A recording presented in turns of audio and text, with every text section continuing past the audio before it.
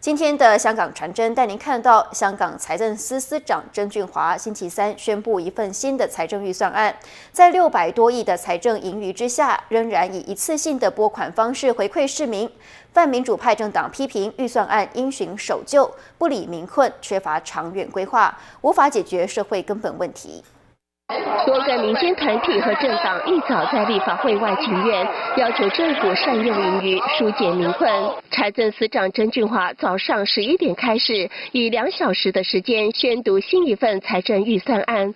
在649亿港元的财政盈余下，当局不再派钱，而是以330亿元推出11项减税和一次性的派糖措施，包括薪俸税退税70%半，继续宽减差餉，补贴电费。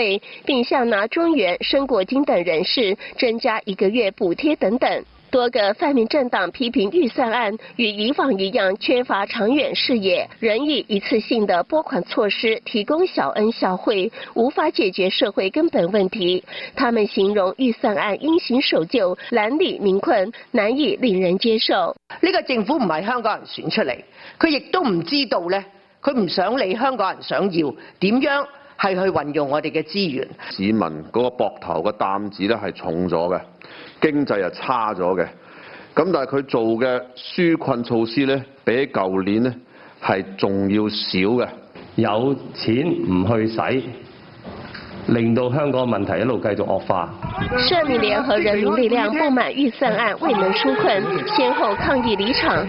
財政司司長曾俊華將在星期四就財政預算案到立法會接受議員的質詢。